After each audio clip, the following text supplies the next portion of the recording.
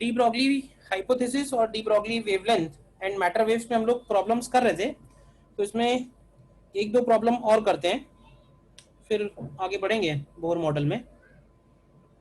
तो देखिए आपके सामने एक प्रॉब्लम है, करिए ट्राई इसको।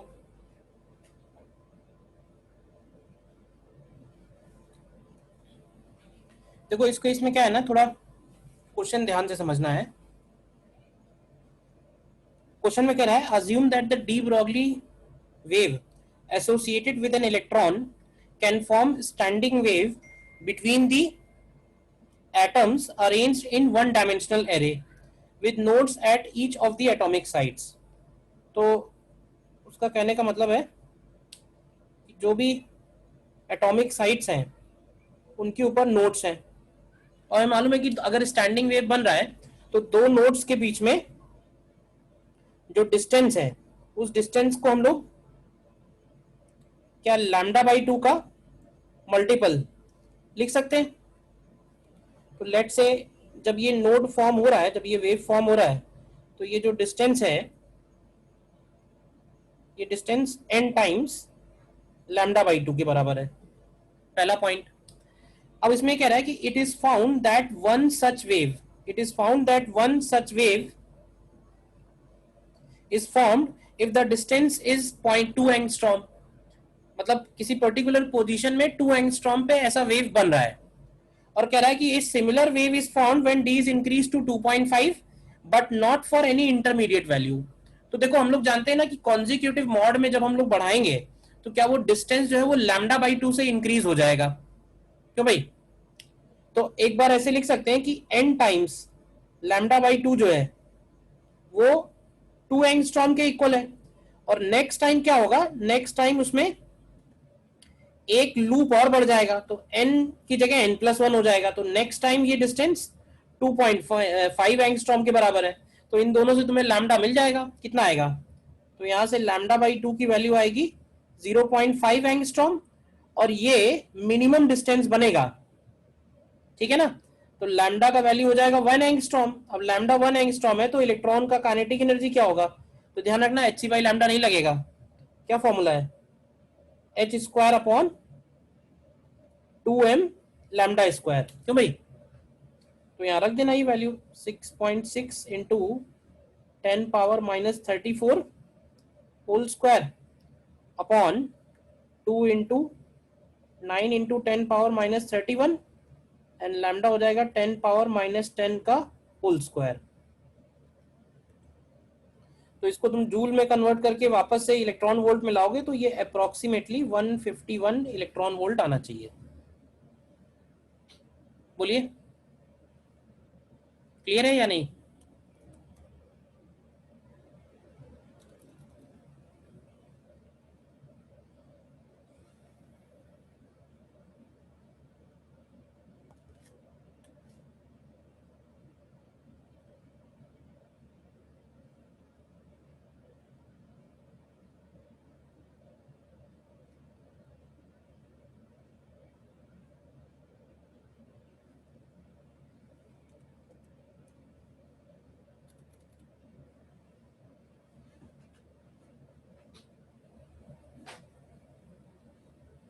ठीक है।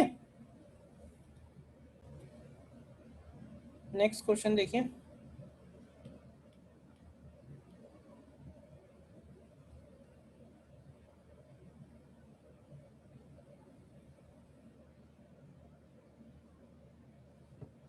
नेक्स्ट देखो, ट्राई करो।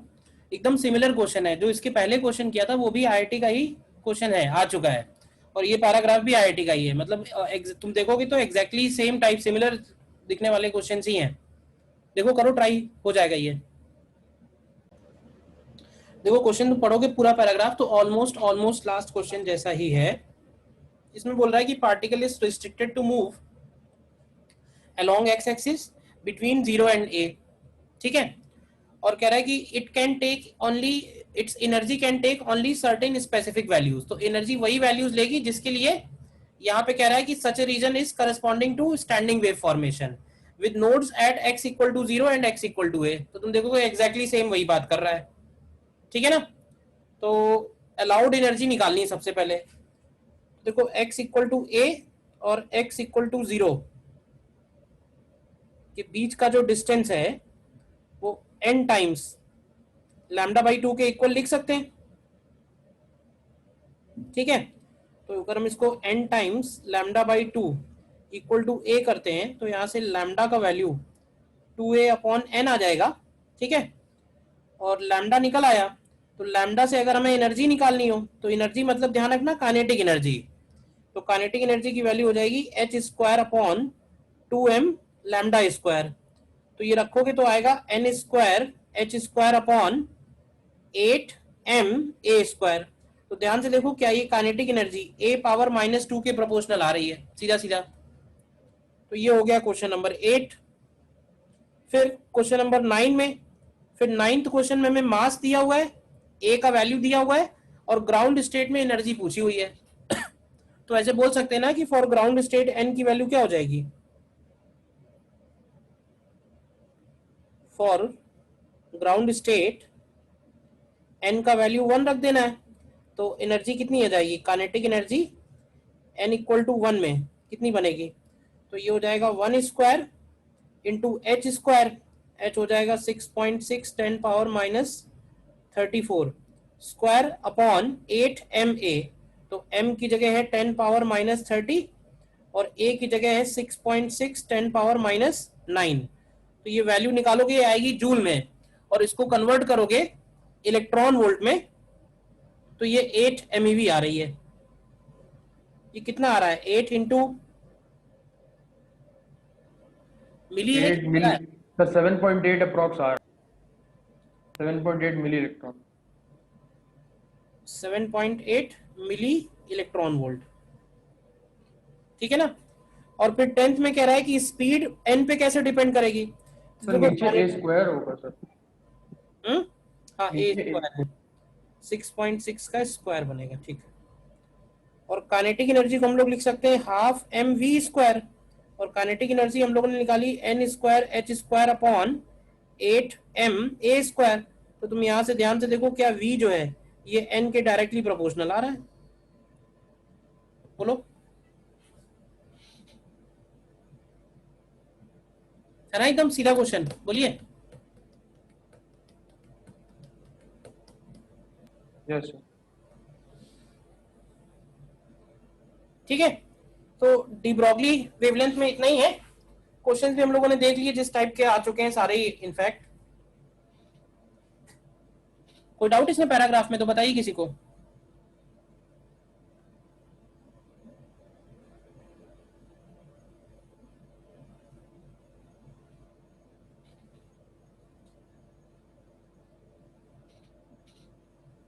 कोई डाउट नहीं, तो फिर आगे बढ़ते हैं। फिर तो फोटो इलेक्ट्रिक इफेक्ट हो गया, डी ब्रॉगली वेवलेंथ हो गया। अगला जो टॉपिक है मॉडर्न फिजिक्स में, तो हेडिंग डालेंगे and that is Bohr model for hydrogen like atoms. Bohr model for hydrogen like atoms. तो सबसे पहले तो ये बताओ कि हाइड्रोजन लाइक से क्या मतलब है, बोलो। तो ऐसे बोल सकते हैं सिंगल इलेक्ट्रॉन एटम होना चाहिए। तो सिंगल इलेक्ट्रॉन एटम में कौन कौन आ जाएगा, तो एक तो हाइड्रोजन आ जाएगा। अब अगर हम हाइड्रोजन से आगे बढ़ेंगे नेक्स्ट किसी और में, ठीक है, तो उस केस में हाइड्रोजन के बाद और क्या हो सकता है, तो देखो हीलियम ले सकते हैं लेकिन हीलियम प्लस लेना पड़ेगा, क्योंकि हीलियम में वैसे तो 2 इलेक्ट्रॉन है तो उसमें से एक हटा दो तो एक तरह से हीलियम प्लस हो गया। या इसी तरह से लिथियम लेंगे तो Li2 प्लस होगा। तो इन सभी के लिए हम ये बोर मॉडल अप्लाई कर सकते हैं। अब देखो केमिस्ट्री में तुमने ज्यादा डिटेल में पढ़ा होगा, ये चैप्टर पूरा का पूरा चैप्टर एटॉमिक स्ट्रक्चर पढ़ा है तुम लोगों ने, तो तुम्हें बेसिक इसका हिस्ट्री तो आइडिया है ही है कि थॉमसन मॉडल भी आया था इसके पहले, क्यों भाई, रदरफोर्ड मॉडल भी था। बट वो सारे मॉडल्स में कुछ ना कुछ प्रॉब्लम थी जिसकी वजह से वो हाइड्रोजन स्पेक्ट्रम को क्लियरली एक्सप्लेन नहीं कर पा रहे थे। तो बोहर ने क्या किया, बोहर ने वो उस पॉइंट तक, मतलब उस टाइम तक जितने भी सस्पेंस था, सस्पेंस का मतलब है कि किसी पर्टिकुलर गैस को एक्साइट करते हैं, तो लैम्डा कैसे निकल के आ रहा है, वही पर्टिकुलर लैम्डा क्यों निकल के आ रहा है, तो ये सारे की सारी बातें जो है उसने एक्सप्लेन कर दी। ठीक है ना। रदरफोर्ड ने ऑलरेडी बता रखा था कि जो एटम है उसका सारा का सारा पॉजिटिव चार्ज जो है वो एक स्मॉल वॉल्यूम में कॉन्सेंट्रेटेड है और इलेक्ट्रॉन्स उसके चारों तरफ चक्कर लगा रहे हैं। ठीक है ना। लेकिन उन इलेक्ट्रॉन से वो जो रेडिएशन एमिट हो रहा है, वो रेडिएशन कैसे एमिट हो रहा है वो नहीं एक्सप्लेन हो पाया। वो बाद में बोर मॉडल में क्लियरली एक्सप्लेन हुआ। ठीक है ना। तो बोर मॉडल में अगर हमें सारी चीजें समझनी है तो बोर ने ये बोला कि भाई सबसे पहले जो कुछ एजम्पशंस हैं वो एजम्पशंस हमको एज्यूम करने पड़ेंगे। ठीक है। अब वो एजम्पशंस क्यों हैं वो हम आज भले ही प्रूफ नहीं कर पा रहे हो, लेकिन हाँ फ्यूचर में वो बातें क्लियर हो जाएंगी कि ऐसा क्यों है। जैसे सबसे पहला तो कंट्राडिक्शन मैक्सवेल ने लगाया, तो मैक्सवेल ने ये बोला था कि इलेक्ट्रॉन अगर रिवॉल्व हो रहा है अराउंड न्यूक्लियस तो वो एक तरह का एक्सीलरेटिंग पार्टिकल हुआ, और एक्सीलरेटिंग पार्टिकल जो है वो इलेक्ट्रोमैग्नेटिक रेडिएशंस एमिट करेगा। तो उस कंडीशन में उस इलेक्ट्रॉन की एनर्जी कम होनी चाहिए, कम होनी चाहिए, तो कम होते होते उसका रेडियस भी कम होना चाहिए। तो finally electron should fall on to the nucleus, but ऐसा प्रैक्टिकली तो नहीं होता। प्रैक्टिकली एटम जो है वो एक स्टेबल एंटिटी है, तो वो स्टेबल कैसे है, तो बोर ने उसके लिए बोला कि भाई देखो एटम का जो इलेक्ट्रॉन है और जो तुम्हारी थ्योरी है वो तुम्हारी थ्योरी है फ्री चार्ज पार्टिकल के लिए, लेकिन ये जो एटम का इलेक्ट्रॉन है ये थोड़ा स्पेशल है। ये अगर एक ही ऑर्बिट में घूम रहा है तो ये कोई भी एनर्जी एमिट नहीं करेगा। एनर्जी एमिशन तभी होगा जब ये ट्रांजिशन करेगा हायर एनर्जी लेवल से लोअर एनर्जी लेवल में। कांस्टेंट रेडियस में अगर रिवॉल्व हो रहा है तो कोई भी एनर्जी एमिशन नहीं होगा, तभी वो स्टेबल है। तो खैर बहुत सारे वेवलेंथ जो अनएक्सप्लेन थे, क्योंकि वो एक्सप्लेन हो रहे थे तो बोर के पोस्टुलेट्स या एजम्पशंस जो है वो सारे के सारे एक्सेप्ट कर लिए गए उस टाइम पे। तो हम लोग भी देखते हैं वन बाय वन। तो इसमें सबसे पहले लिखेंगे postulate one.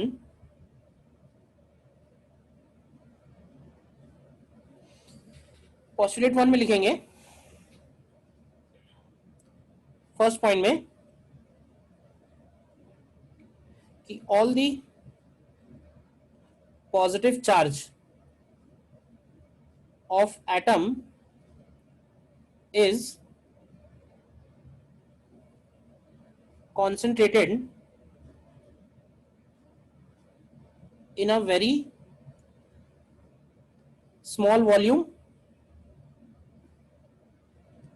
and electrons are revolving around it in circular orbits। और इसी के बाद लिख देंगे कि necessary centripetal force is provided by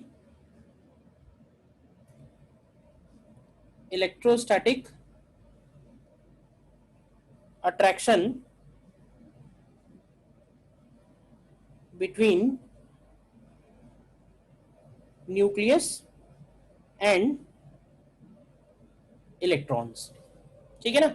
nucleus किसको बोल रहे हैं, न्यूक्लियस बोल रहे हैं जहां पे वो सारा का सारा पॉजिटिव चार्ज कॉन्सेंट्रेटेड है।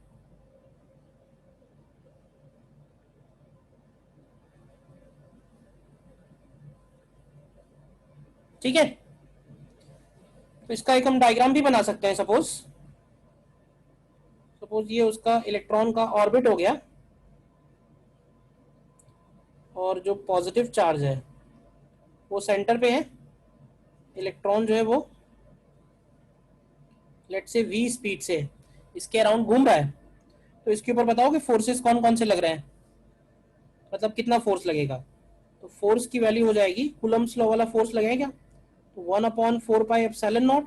अब देखो न्यूक्लियस पे हम लोग एज्यूम कर लेते हैं प्लस ZE और ये हो गया m, -e। बोलो प्लस ZE इसलिए ले रहे हैं हम लोग क्योंकि है क्या उसमें हाइड्रोजन लाइक में हाइड्रोजन भी हो सकता है, हीलियम भी हो सकता है, तो उस केस में Z की वैल्यू बढ़ जाएगी ना। तो ये हो जाएगा 1/4πε0 into Q1 Q2 upon R² and this is equal to mv²/r। तो यहां से अगर हम इक्वेशन बनाएं तो इक्वेशन हो जाएगी mv² is equal to ZE² upon 4 pi epsilon naught R. तो इसको हम ऐसे ही छोड़ देते हैं। So this is postulate 1। Electron is revolving around nucleus in circular orbits and necessary centripetal force is provided by electrostatic attraction between positive and negative charge. Then second postulate, अच्छा ये जो फर्स्ट postulate था ना, ये तो already Rutherford ने बता दिया था। रदरफोर्ड ने जो गोल्ड फॉइल एक्सपेरिमेंट किया था उसमें उसने जो रिजल्ट निकला था उस रिजल्ट से उसने ये अंदाजा लगा लिया कि एटम का ज्यादातर पार्ट जो है वो खाली है। खाली है तभी वो अल्फा पार्टिकल्स जो है वो विदाउट डेविएशन सीधे निकल जा रहे हैं। और कुछ अल्फा पार्टिकल ऐसे जो 180 डिग्री से डेविएट हो रहे थे, यानी कि उनको स्ट्रॉन्ग रिपल्शन मिला है। तो स्ट्रॉन्ग रिपल्शन तभी मिल सकता है जब सारा का सारा पॉजिटिव चार्ज बहुत छोटे से पार्ट में, छोटे से वॉल्यूम में डिस्ट्रीब्यूटेड हो। तो उसको उसने न्यूक्लियस नाम दिया। तो न्यूक्लियस और इलेक्ट्रॉन जो घूम रहे हैं, ये सारी बातें रदरफोर्ड ने ऑलरेडी अपने मॉडल में बता दी थी, ठीक है ना। लेकिन वो आगे क्या कुछ एक्सप्लेन नहीं कर पाया और इसके ऊपर जो ऑब्जेक्शन उठे वो उसको एक्सप्लेन नहीं कर पाया। बोहर मॉडल की जो सबसे बड़ी खास बात थी वो थी इसका ये पोस्टुलेट 2, या ऐसा बोलना चाहिए कि बोहर मॉडल का जो मेन पॉइंट है वो यही है। और इसको हम लोग बोलते हैं, this is also called Bohr quantization principle कहो या रूल कहो, बोहर क्वांटाइजेशन प्रिंसिपल। मजे की बात ये थी कि ये जो क्वांटाइजेशन रूल था ये बोहर ने कैसे सोचा या क्या एक्सपेरिमेंट किए, बस ऐसे समझ लो कि इस एक एडिशनल इक्वेशन से जितनी भी चीजें थी वो सारी की सारी सॉल्व हो गई। मतलब था क्या कि हाइड्रोजन गैस को हम जब भी हीट करते थे और जब हीट करने के बाद जब उसके एटम्स डी एक्साइट होते हैं तो उसमें से क्या होता है कि इलेक्ट्रोमैग्नेटिक वेव्स एमिट हो रही थी। तो जितनी बार वो एक्सपेरिमेंट हो रहा था जो इलेक्ट्रोमैग्नेटिक वेव्स एमिट हो रही थी उनका वेवलेंथ एकदम फिक्स आ रहा था, फिक्स वेवलेंथ की निकल रही थी। तो कोई ये नहीं एक्सप्लेन कर पा रहा था कि वो जो लैम्डा निकल रहा है, वो लैम्डा ये जो वैल्यू आ रही है ये आ कैसे रही है। अब क्योंकि एक हमेशा पर्टिकुलर वैल्यू आ रही थी तो सभी लोग पीछे भी पड़े हुए थे कि यही वैल्यू आनी भी चाहिए। तो उस वैल्यू को कोई एक्सप्लेन नहीं कर पाया कि कैसे आई। बट ये कि बोहर का ये जो एक रूल था क्वांटाइजेशन रूल, अगर हम इस रूल को और ये जो पहली इक्वेशन है इसको कंबाइन कर दें तो वो सारी की सारी बातें जो है वो एक्सप्लेन हो गई। एंड बोहर क्वांटाइजेशन रूल क्या था? Bohr quantization rule is simply, इसमें लिखेंगे electrons, electron is revolving around nucleus in certain specific orbits where certain specific orbits where its angular momentum, where its angular momentum is integral multiple of h upon 2 pi.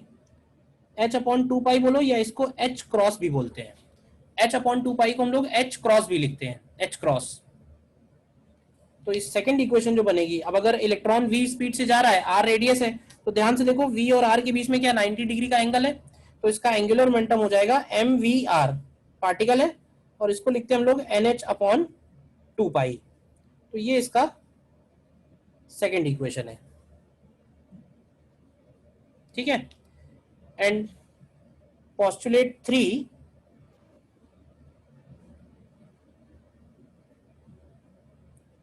Postulate 3 में उसने बोला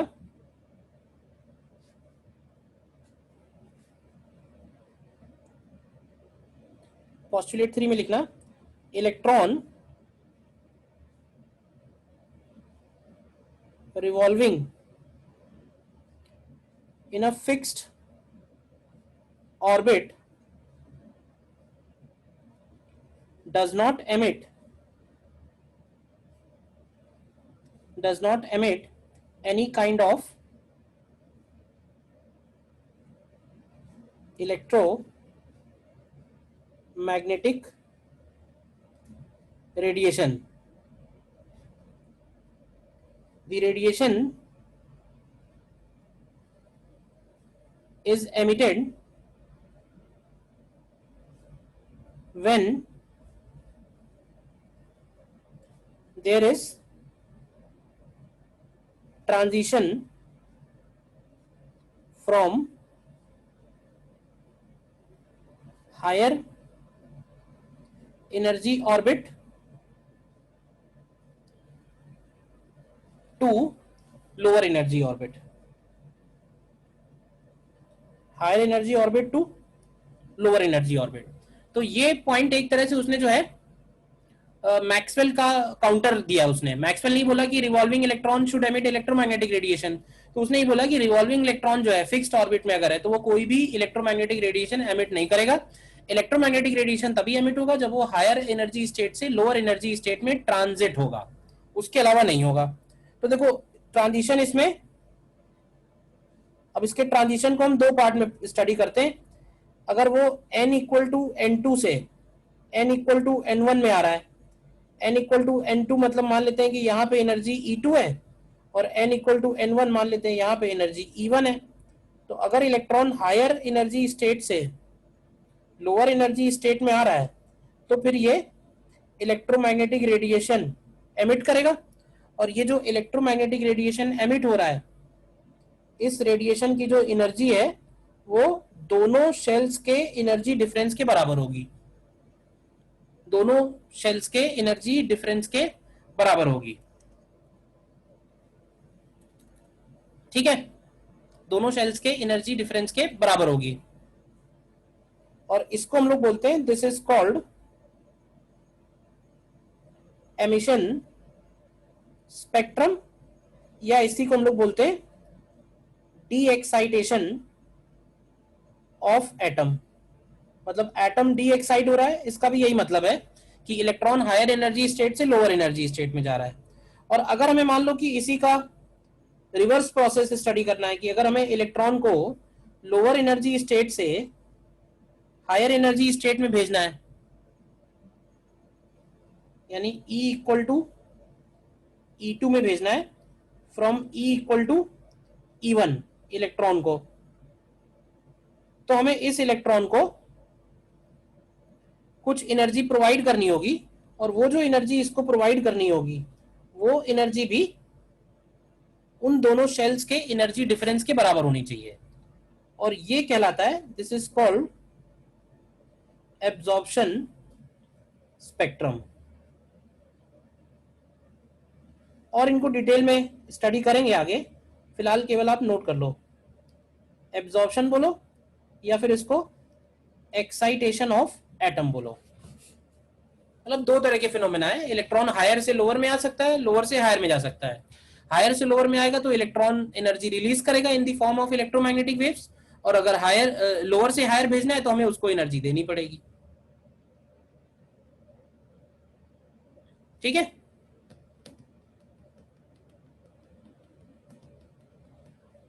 postulate 1 जिसमें electron circular orbit में revolve कर रहा है, postulate 2 जिसमें angular momentum integral multiple of h/2 है, एंड पोस्टुलेट 3 जिसमें हम लोग बोल रहे हैं emission and absorption, D excitation of atom and excitation.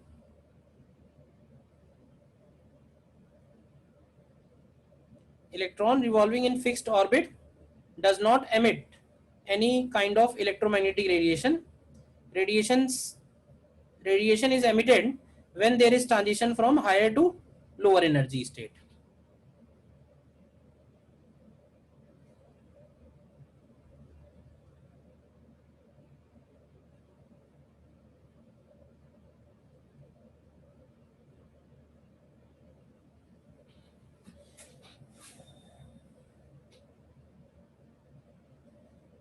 ठीक है, बोलो।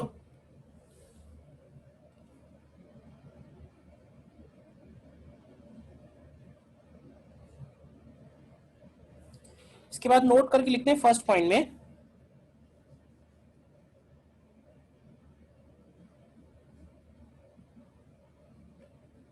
फर्स्ट पॉइंट लिखेंगे D Broglie's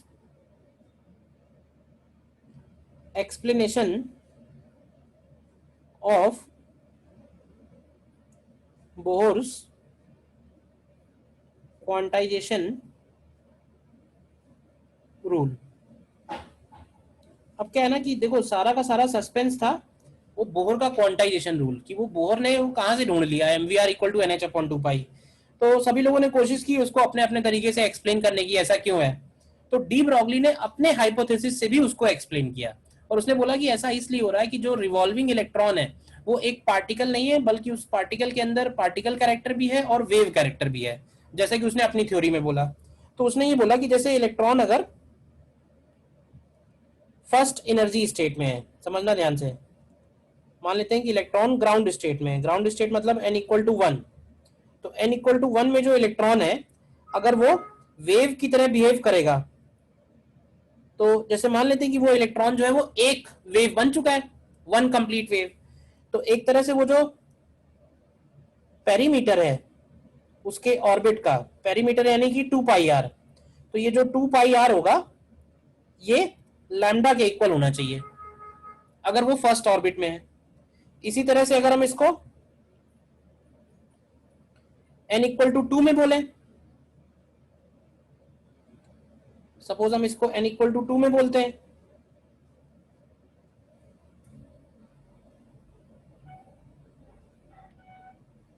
n equal to 2 है अगर, तो n इक्वल टू 2 में बोलेंगे कि ये जो इलेक्ट्रॉन है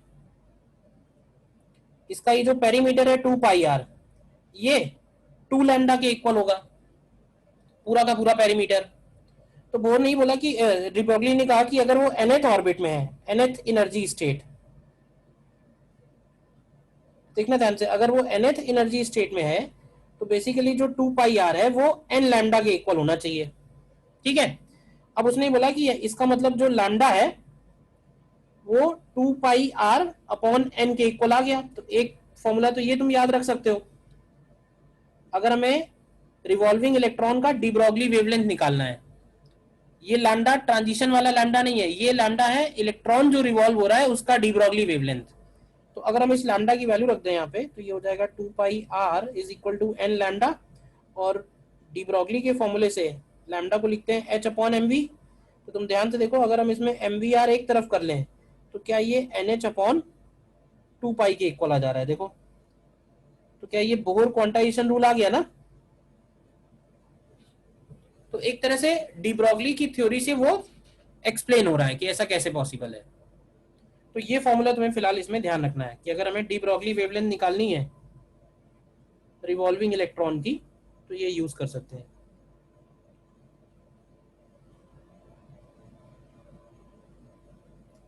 de Broglie's wavelength of revolving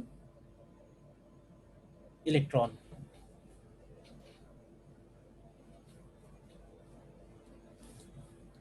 clear है फर्स्ट पॉइंट।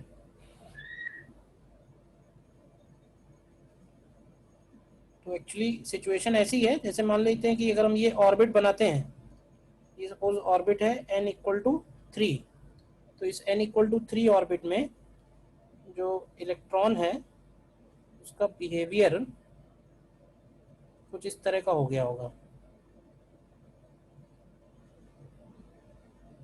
मतलब अगर रिप्रेजेंटेशन दिखाएं अगर हम,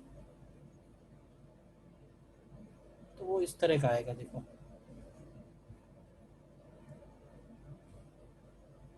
ये n इक्वल टू 3 के करस्पॉन्डिंग है, ठीक है ना, यानी कि third energy state.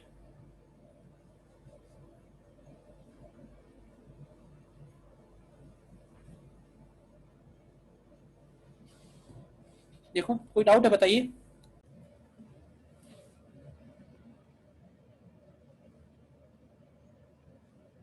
Then next point is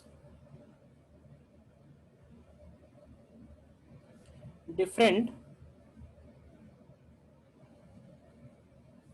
parameters of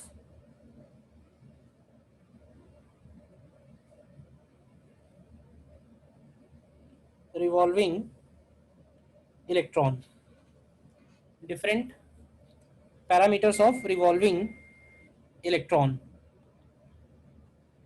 तो यहाँ से M V square is equal to Z D square upon 4 pi epsilon naught R. एक इक्वेशन ये हम लोगों ने निकाली और दूसरी इक्वेशन थी M we R is equal to N H upon 2 pi. तो अब एक काम ये करो, इन दोनों इक्वेशन से हमें आर और वी निकालना है। निकालो जरा सॉल्व करके, आर की वैल्यू क्या आती है और वी की वैल्यू क्या आती है। देखो इसको अगर तुमने सॉल्व किया होगा तो आर का वैल्यू आना चाहिए h square epsilon naught upon pi M E square bracket n square by z. आ रहा है ये? Yes sir. और अगर तुम इसकी वैल्यू रख दोगे क्योंकि बाकी सारे कॉन्स्टेंट्स हैं, तो ये 0.53 angstrom into n square by z आ जाएगा। ठीक है, और ये हमें दोनों ही याद रखने हैं, वेरिएबल्स वाला भी और ये वैल्यू तो याद होगी। और ये जो वैल्यू है इसको हम लोग आर नॉट बोलते हैं। This is also called bore radius. ठीक है, इसी तरह से अगर हम v निकालें तो v का वैल्यू आता है यहां से निकल के ई स्क्वायर अपॉन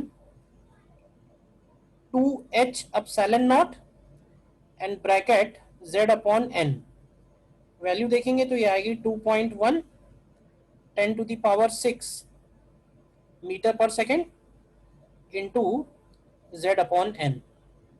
ठीक है, ये v हो गया।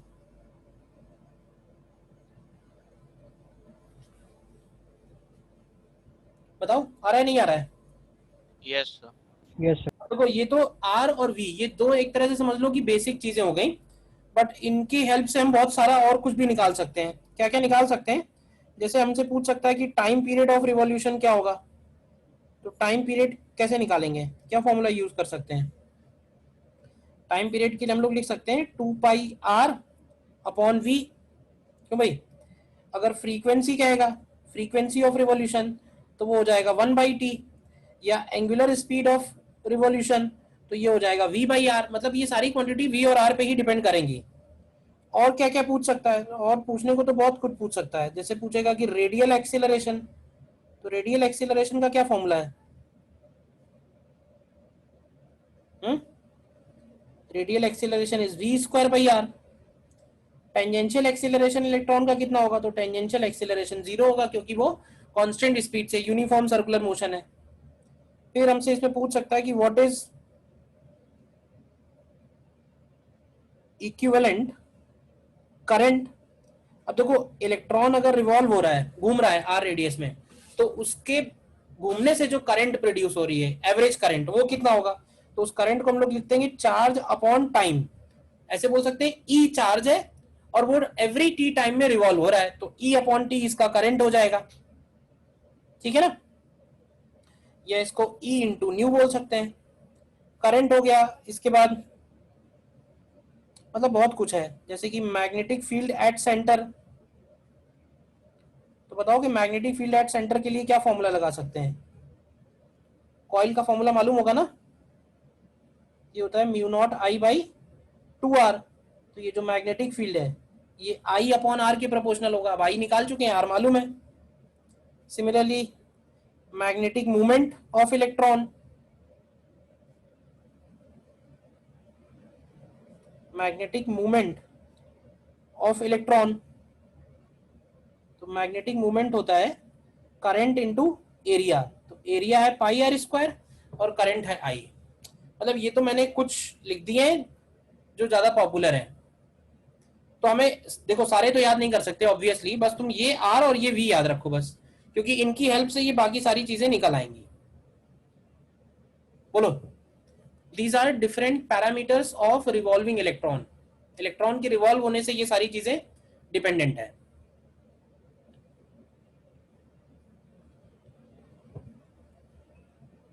ठीक है, डाउट किसी में? वैसे तुम सर में पढ़ चुके हो तो तुम्हें जल्दी जल्दी समझ में आ जा रहा होगा। हाँ बोलिए। सर इलेक्ट्रोमैग्नेटिक रेडिएशन एमिट करने के लिए 80 होना चाहिए। इलेक्ट्रोमैग्नेटिक रेडिएशन, देखो इस पर्टिकुलर केस में हम ये बात नहीं बोलेंगे, क्योंकि बोहर ने ये बोला ना कि ये जो एटम वाला इलेक्ट्रॉन है ये फ्री चार्ज की तरह बिहेव नहीं कर रहा है, और यहीं पे बोहर और मैक्सवेल की बातें में कंट्राडिक्शन है। बट क्योंकि बोहर का पोस्टुलेट एज्यूम करने से बहुत सारी चीजें सॉल्व हो जा रही थी, तो इसलिए वो बात एक्सेप्ट कर ली गई कि जो ये रिवॉल्विंग इलेक्ट्रॉन है ये कोई भी इलेक्ट्रोमैग्नेटिक रेडिएशन एमिट नहीं कर रहा है। ठीक है ना। जो एक्सीलरेटिंग चार्ज बोलते हैं कि accelerating charge will emit electromagnetic radiation, वो एक फ्री चार्ज के लिए बोलते हैं, तो वो फिर किसी भी तरह का एक्सीलरेशन हो, अगर चार्ज ओके सर, पार्टिकल का थैंक यू सर। एक्सीलरेशन है तो इलेक्ट्रोमैग्नेटिक रेडिएशन एमिट होगा। This is Maxwell's electromagnetic theory. ठीक है ना। बट वो थ्योरी यहां नहीं है, बस ये है। देन थर्ड पॉइंट में एनर्जी ऑफ इलेक्ट्रॉन। अब अगर हम एनर्जी निकालें तो एनर्जी कौन कौन सी हो सकती है, तो एनर्जी काइनेटिक एनर्जी है, पोटेंशियल एनर्जी। तो पहले काइनेटिक लिखते हैं, तो काइनेटिक एनर्जी को हम लोग लिख सकते हैं हाफ एम वी स्क्वायर, और एम वी स्क्वायर की वैल्यू अगर इक्वेशन 1 से रख दें तो ये वो आएगा Z E square upon 8 pi epsilon naught R, Z E square upon 8 pi epsilon naught R. Potential energy अगर निकालें, पोटेंशियल एनर्जी, तो पोटेंशियल एनर्जी की वैल्यू हो जाएगी 1 upon 4 pi epsilon naught into plus Z E minus E upon R, ये आएगा minus Z E square upon 4 pi epsilon naught R. But ध्यान रखना कि ये जो फॉर्मूला है ये तब वैलिड है when reference is taken at infinity, यानी आर की वैल्यू जब इन्फिनिटी है, आर इन्फिनिटी बोलो, या क्योंकि यहाँ पे एन है तो एन की वैल्यू इन्फिनिटी है। पोटेंशियल एनर्जी का जो एक्सप्रेशन है K Q one Q two upon R, ये एप्लीकेबल तब है जब Q1 Q2 के बीच में लार्ज सेपरेशन है, तब पोटेंशियल एनर्जी जीरो है। तो ये बात ध्यान रखना कि रेफरेंस हम लोगों ने कहाँ लिया हुआ है, रेफरेंस लिया हुआ है जब इलेक्ट्रॉन कहाँ पे है, इन्फिनिटी पे है, या फिर n इक्वल टू इन्फिनिटी पे है, r इक्वल टू इन्फिनिटी पे है, या n इक्वल टू इन्फिनिटी पे है। टोटल एनर्जी क्या आएगा, टोटल एनर्जी यहां से आ जाएगा इक्वल टू के ई प्लस पीई। तो जरा के ई प्लस पीई करोगे तो ध्यान से देखो क्या ये minus Z E square upon 8 pi epsilon naught R बच रहा है कि नहीं बच रहा है, बोलो। और यहां से देखोगे एक रिलेशन ये आ जाएगा कि जो ये टोटल एनर्जी है this is minus times kinetic energy and this is potential energy by 2 के भी इक्वल है। एग्जैक्टली यही फॉर्मूला हम लोग सैटेलाइट्स के लिए भी यूज करते हैं, याद है नहीं याद है। सैटेलाइट्स की भी टोटल एनर्जी, काइनेटिक एनर्जी और एनर्जी में यही एक्सप्रेशन है, याद है। बट ध्यान ही रखना कि ये भी वैलिड तभी है जब पोटेंशियल एनर्जी का जो रेफरेंस है वो इन्फिनिटी पे लिया हुआ है। अब अगर हम इस टोटल एनर्जी में आर का वैल्यू रख दें Z E square upon 8 pi epsilon naught R, R का वैल्यू रख दें, आर जो हम लोगों ने ऊपर निकाला था, तो रखो जरा, बताओ क्या आएगा, Z E square upon 8 pi epsilon naught, और आर का वैल्यू जो ऊपर लिखा हुआ है N square H square epsilon naught, N square H square epsilon naught upon pi M E square into Z. तो देखो इसमें क्या कैंसिल हो रहा है, क्या बच रहा है, तो इसमें से जो बचेगा देखो ये बच रहा है क्या, minus of M E power 4 upon 8 epsilon naught square H square और ब्रैकेट के बाहर Z square upon N square. तो भाई आ रहा है ये, ये पूरा का पूरा कांस्टेंट है। इसमें हम लोग एक काम और करते हैं, इस कांस्टेंट में h इंटू सी से न्यूमरेटर में और डिनोमिनेटर में मल्टीप्लाई करते हैं, तो डिनोमिनेटर बन जाएगा h क्यूब इंटू सी और न्यूमरेटर में भी आ जाएगा h इंटू सी और z square upon N square. और ये जो कांस्टेंट है इसको हम लोग एक नया कांस्टेंट से रिप्लेस करेंगे, we call it Rydberg's constant. और इस रेडबर्ग कांस्टेंट की वैल्यू कितनी होती है क्यों भाई? 1.01 into 5 सेंटीमीटर 1.01 या 1.09? 10 to the power 7 पर मीटर। 1.1 बोलो या 1.09 बोलो। यस तो ये जो एनर्जी का एक्सप्रेशन है ये आ जाएगा minus of R H C Z square upon N square. और ये एक्सप्रेशन भी हमें ध्यान रखना है, ठीक है। और इस आर एच सी की अगर हम वैल्यू रख दें तो ये एनर्जी आ जाती है minus of 13.6 electron volt Z square upon N square. तो ये जो एक्सप्रेशन आया ये थोड़ा पॉपुलर ज़्यादा है, बट उसके ऊपर का जो एक्सप्रेशन है वो हमें ध्यान रखना है।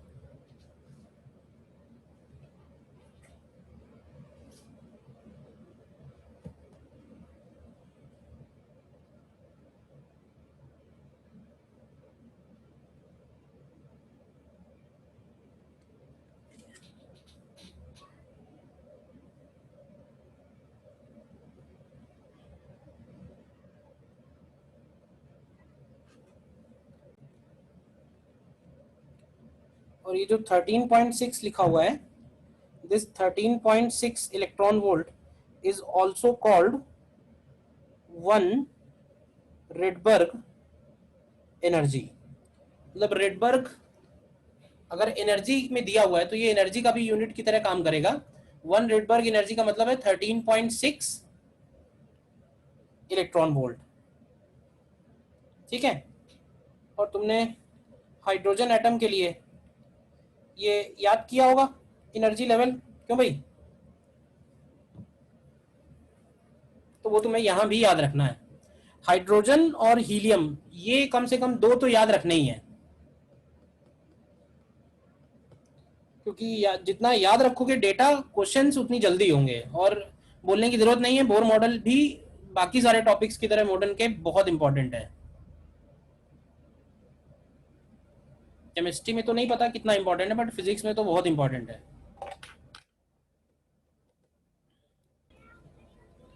तो इसमें आप एनर्जी लेवल मैंने हाइड्रोजन एटम के लिखे हुए, तुम इसमें हीलियम के भी कैलकुलेट करके लिख लेना, वो मैं नहीं लिख रहा हूं,